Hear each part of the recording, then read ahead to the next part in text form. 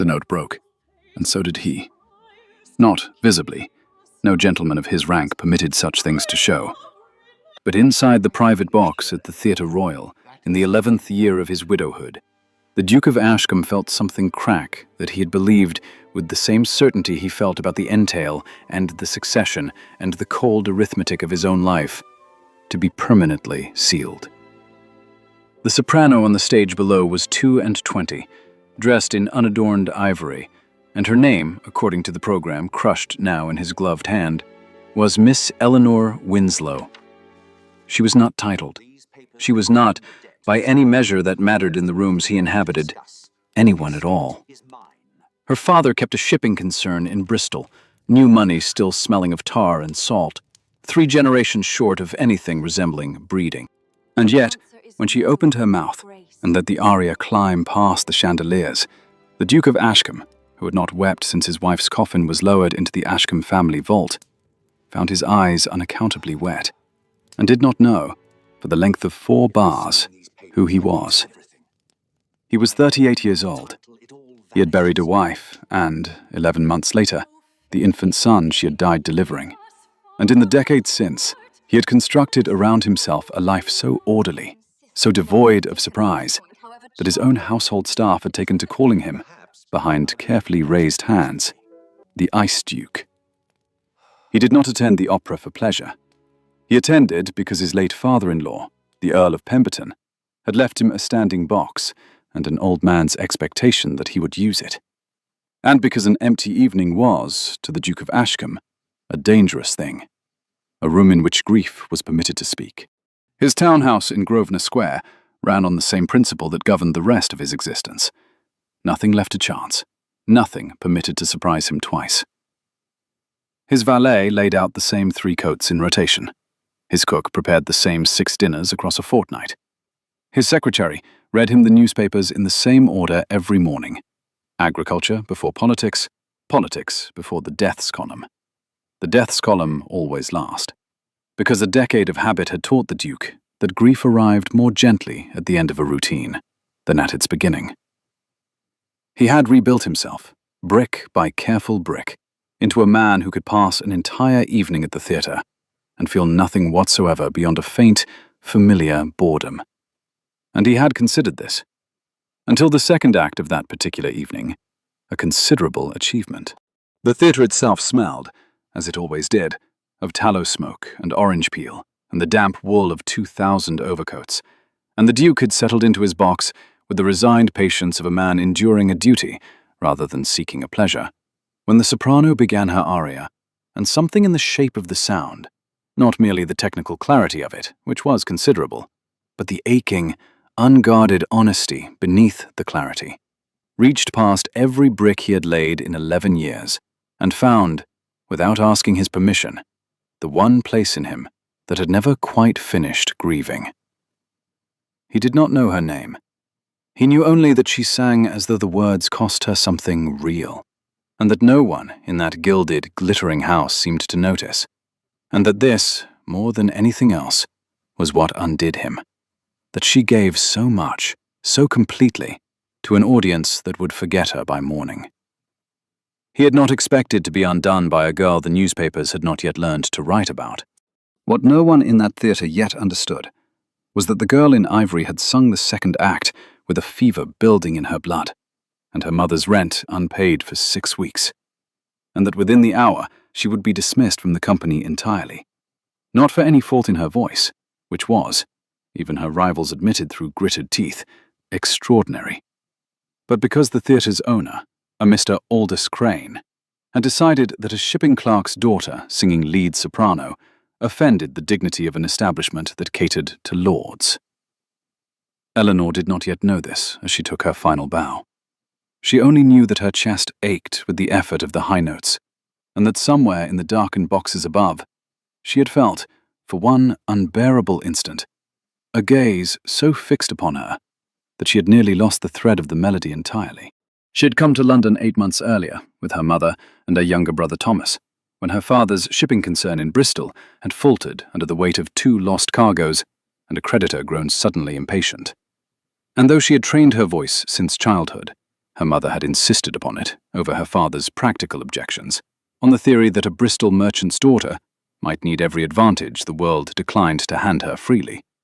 She had never imagined earning her family's bread by it, until the alternative presented itself with such unforgiving clarity. She sang because the alternative was her brother leaving his apprenticeship unfinished, her mother taking in mending until her eyes failed. And she had discovered, in 8 months of unglamorous work in a trade that considered her origins a scandal worth remarking upon nightly, that she possessed a great deal more steel than the drawing rooms of Bristol had ever required of her. She had been raised to expect very little from men who watched her that way. She received, instead, something she had not thought to imagine. By the time she reached the narrow, damp-smelling corridor behind the stage, tallow and grease paint and the particular mildew of old velvet curtains, Mr. Crane was already waiting, his watch chain catching the gaslight, his mouth already arranging itself around the words he had clearly rehearsed. He informed her, without preamble, that her services would no longer be required.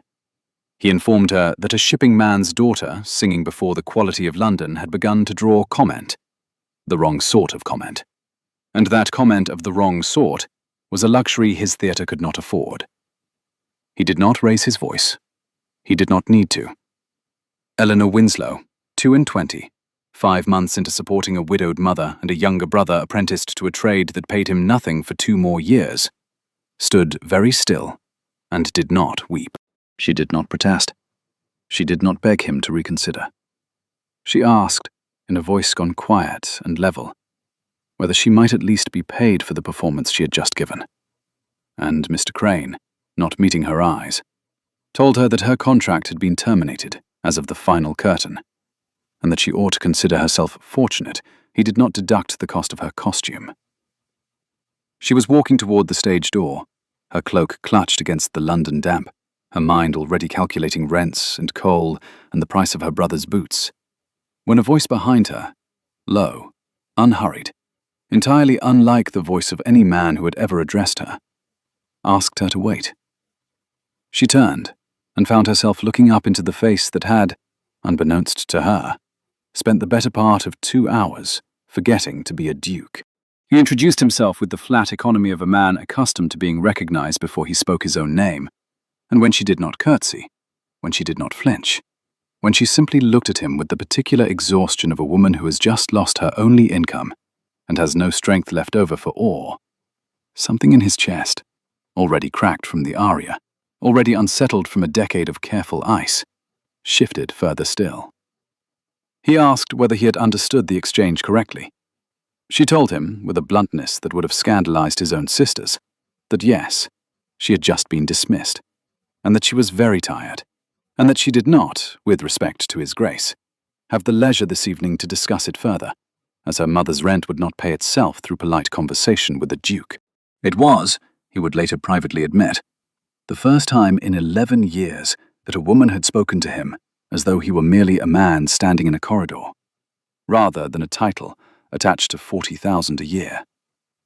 He did not offer her money. Some instinct, perhaps the same instinct that had kept him silent and frozen through a decade of condolences, warned him that money, offered now in this doorway, would be received as an insult, or worse, as the opening move of exactly the sort of transaction men of his rank were known to propose to women of hers. Instead, he asked her name again, formally this time, and when she gave it, Eleanor, Miss Eleanor Winslow of Bristol, lately of this theatre and, shortly, it seemed, of nowhere at all, he told her, with the particular gravity of a man unaccustomed to making promises he did not intend to honour to the letter, that she had not sung her last performance in this city. Then he bowed, precisely as much as courtesy required, and not 1 degree more, and left her standing in the gaslit corridor, wondering whether she had imagined the entire exchange. She had not. By the following morning, every seat in the Theatre Royal had been purchased under a single name. Mr. Aldous Crane, arriving at his own establishment to find his box office manager pale and stammering over a ledger that showed the house sold out 3 times over for a performance that did not yet exist, did not at first understand what he was looking at. When he did understand, when the solicitor's letter arrived, cool and immaculate, informing him that the Duke of Ashcombe had purchased every seat in the house for the following evening's performance, on the express condition that Miss Eleanor Winslow sing the lead soprano role she'd been dismissed from not 18 hours prior. He understood, with the sinking clarity of a man who has badly misjudged the currents of power, that he had made an error he could not afford. He came to the Duke's townhouse in Grosvenor Square within the hour, hat in hand, already composing the shape of his apology. The Duke of Ashcombe received him in a study smelling of leather and coal smoke, and the particular cold order of a life arranged to admit no disruption, and listened to Mr. Crane's explanations. The delicacy of the theatre's reputation, the sensitivities of his patrons, the awkwardness, surely His Grace would understand, of a tradesman's daughter singing before the quality, with an expression so carefully neutral that Crane mistook it, fatally, for agreement. He was disabused of this notion within a single sentence. The Duke informed him, in the low, unhurried register that had once, in his soldiering years abroad, made hardened men reconsider their positions, that Miss Winslow would sing the lead soprano role in his theatre for as many performances as she chose to give, that her wages would be doubled and paid in advance, and that should Mr. Crane find himself unable to accommodate these terms, the Duke would be equally content to purchase the theatre outright and install a manager who could. He noted, with the particular precision of a man who had spent a decade mastering the art of saying exactly enough and no more, that he had already had his solicitor draw the necessary papers, should they prove required. Mr. Crane, who understood arithmetic considerably better than he understood dignity, found the terms suddenly entirely agreeable.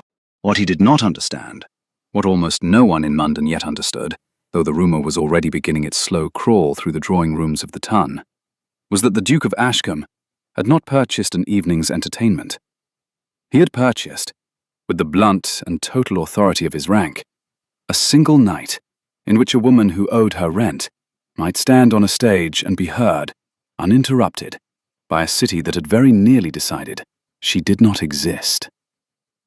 Eleanor received the news from her own landlady, of all people, who arrived at her door breathless with the report that a duke's carriage stood outside, and a liveried footman was asking after a Miss Winslow, and Eleanor's first, uncharitable thought was that she was about to be evicted by a duke, which seemed, given the general temper of the week, entirely in keeping. She was not being evicted. She was being reinstated, restored, and, though the footman's careful phrasing did not use this word, rescued, in a manner so total and so public that she felt, reading the terms laid out in the solicitor's letter, something close to fury beneath the gratitude. She had not asked to be rescued. She had asked, the night before, for nothing at all beyond the wages already owed her. And here instead was a duke's fortune deployed like artillery on her behalf. And she understood, with the quick, unsentimental clarity that had kept her family solvent through 5 lean years, that a woman rescued, this visibly, this completely, by a man of such rank, would be the subject of exactly the sort of comment Mr. Crane had feared. Except now, it would not be her humble birth under discussion in the drawing rooms of Mayfair. It would be her virtue. She went to Grosvenor Square that same afternoon, uninvited, in her second-best bonnet, to tell the Duke of Ashcombe that she would not sing.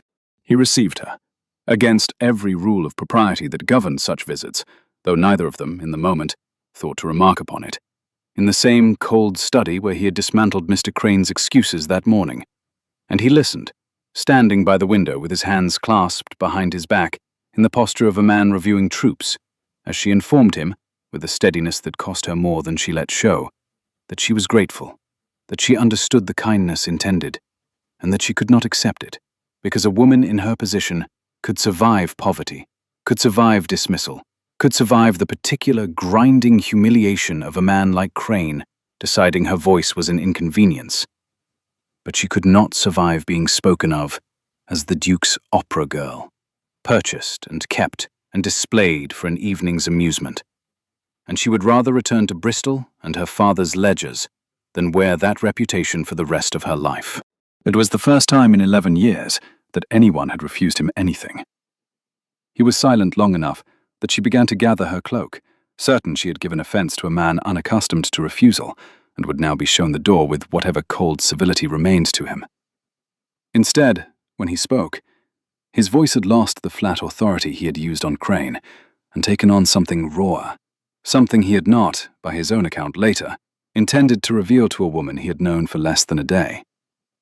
He told her that he had not attended the opera the previous evening for pleasure. He told her that he had not, in point of fact, felt pleasure of any recognizable kind in the 11 years since he had buried a wife and a son within the same 12-month, and that he had built his entire life since as a fortification against feeling anything at all, brick by careful brick, until the evening before, when her voice had climbed through the second act and found, without her knowledge or consent, the one crack in the fortification he had not thought to guard.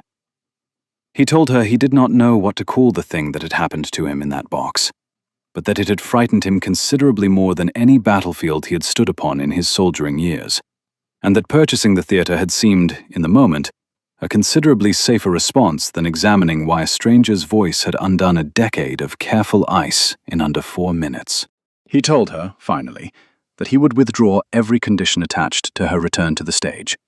Her wages restored without his name attached, her position secured through her own talent and Crane's need to save his own reputation, rather than through any further intervention from Grosvenor Square, if that was what her dignity required. He would remove himself from the arrangement entirely. He asked only, before she went, that she permit him to say that he had heard her sing once, and that it had reminded him he was still capable of feeling something, and that whatever she decided to do with that information, it belonged to her now, freely given, with no further obligation attached. Eleanor Winslow, who had walked into that cold study prepared to refuse a duke's charity, found herself instead confronting something considerably harder to refuse. A man's naked, unguarded honesty, offered without the leverage of his rank or his fortune, asking nothing in return. She did not weep. She did not embrace the moment with the relief a lesser woman might have shown. She asked him instead, with the same bluntness that had first arrested him in the theatre corridor, whether he intended to attend every performance she gave from now until the end of the run. And when he admitted, with the first almost smile she had seen cross his face, that he rather thought he might, she told him that in that case he had better learn to applaud less conspicuously, as a duke weeping in his box twice in 1 week would generate considerably more comment than a shipping clerk's daughter ever could. What followed would not be spoken of, in its particulars, for some years. Not because it was scandalous, though London's drawing rooms strained mightily to make it so, but because the two people at its centre conducted the whole of it with the discretion neither had expected of the other. Eleanor returned to the stage on her own terms, her wages her own, her reputation defended not by a duke's purchased silence, but by the plain fact that Mr. Crane, having tasted the cost of offending Grosvenor Square, became overnight the loudest champion of her talent in London. The Duke of Ashcombe attended her performances from a box he no longer troubled to disguise as accidental, and the Ton, which had spent 11 years watching him mourn with a thoroughness that bordered on the monastic, began instead to watch him live. Their courtship, such as it was, unfolded in the unglamorous margins of Eleanor's working life, rather than in any of the settings the Ton might have thought proper to it.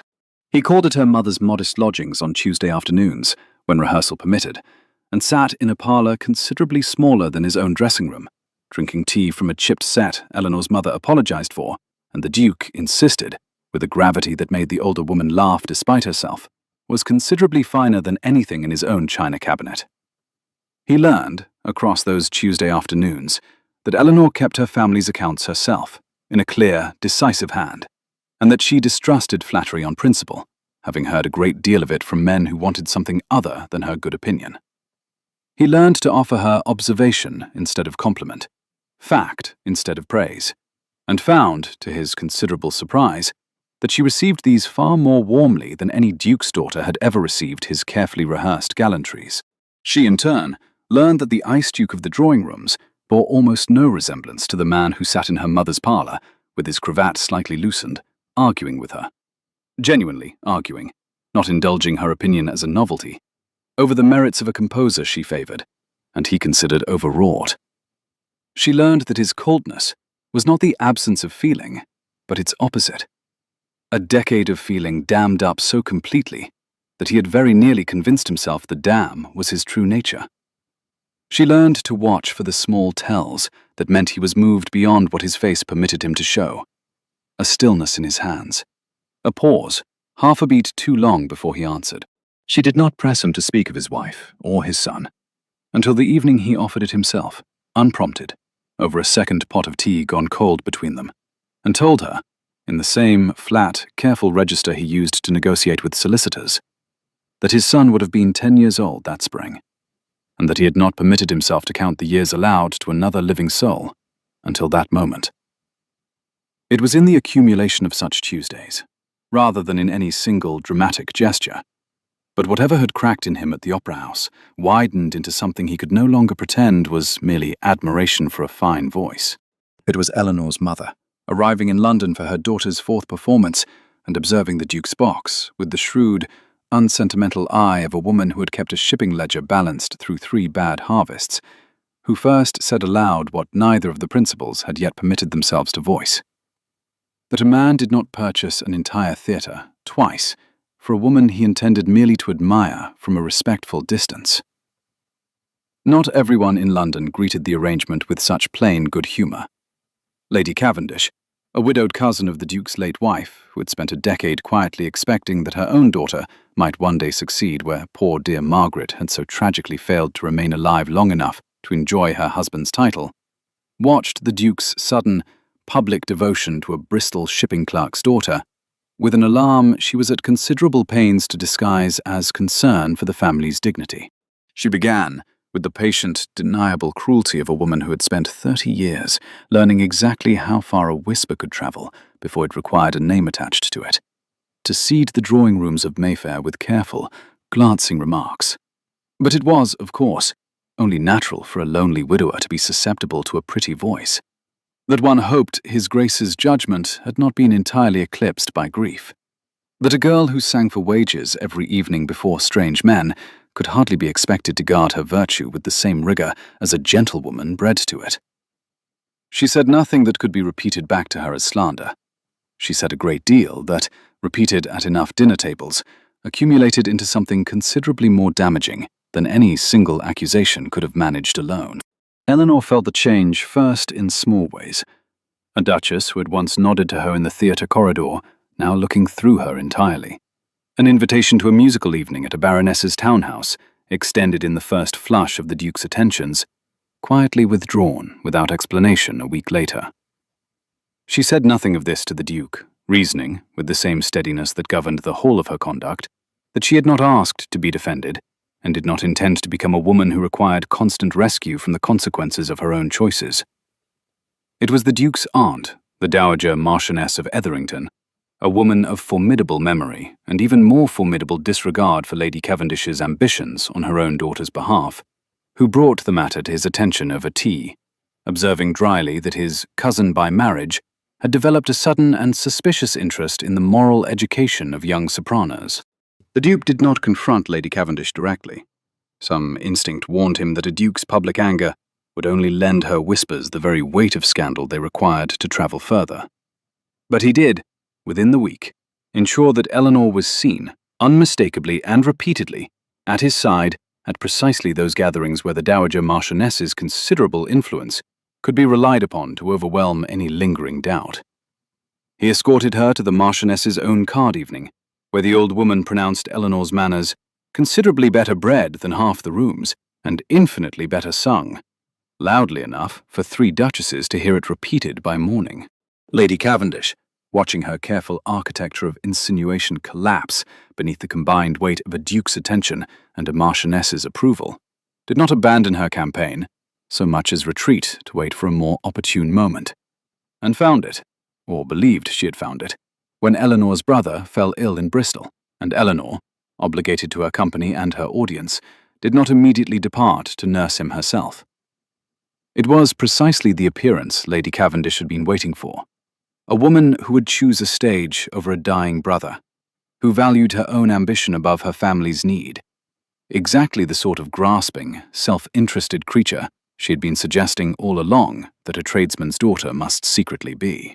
She began composing the remark before the ink on Eleanor's brother's letter was even dry, and it was only the swiftness of the Duke's own response, his physician dispatched before the curtain fell, the whole of Grosvenor Square's resources committed to Bristol within the hour, that robbed the story of its cruelty before Lady Cavendish had finished refining its telling.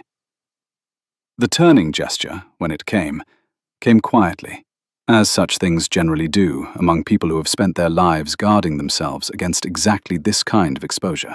It arrived on the evening Eleanor's brother, apprenticed still and paid nothing for his trouble, fell gravely ill with a fever that the Bristol doctors could not name and would not promise to cure.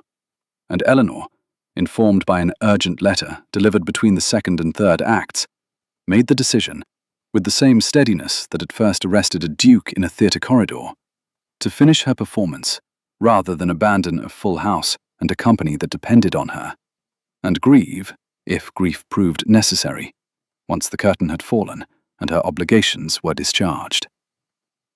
She sang the final act with her hands trembling, and her voice, by some mercy she would later attribute to nothing but sheer discipline, entirely steady. And when the curtain fell, she collapsed, not into tears, but into the particular, rigid stillness of a woman holding herself together by main force, because she does not yet know whether she is permitted to fall apart. It was the Duke who found her in the wings. It was the Duke who had already, without her knowledge, dispatched his own physician, the finest in London, a man ordinarily reserved for the health of dukes and their heirs, to Bristol on his fastest horses before the second act had even concluded, having read the fear in her face across the width of the theatre the moment the letter reached her. It was the Duke who told her, quietly, in the cramped and tallow-smelling dark behind the stage, that her brother would have the best care England could purchase, that the physician would reach Bristol by morning, and that she was not required, in his presence at least, to be steady for one moment longer. Eleanor Winslow, who had not wept when dismissed by Mr. Crane, who had not wept when refusing a duke's charity, who had built her own fortification of composure across 5 years of holding her family together through will alone, wept then, in the dark, against the coat of a man who asked nothing of her tears, but that she be permitted to shed them. He did not tell her, in that moment, that he loved her. He had learned enough, across the preceding weeks, to understand that Eleanor Winslow did not want to be told things. She wanted them demonstrated, plainly, in the unglamorous currency of action, rather than the cheap coin of declaration. So he held her, and said nothing further, and let the physician's dispatch speak for him. And it was this, the plain and unadorned fact of a man who acted before he spoke, who had learned, watching her refuse his charity, that love offered as rescue was worthless, and love offered as partnership was not. That finally, entirely, undid whatever reservation remained in her. Her brother recovered.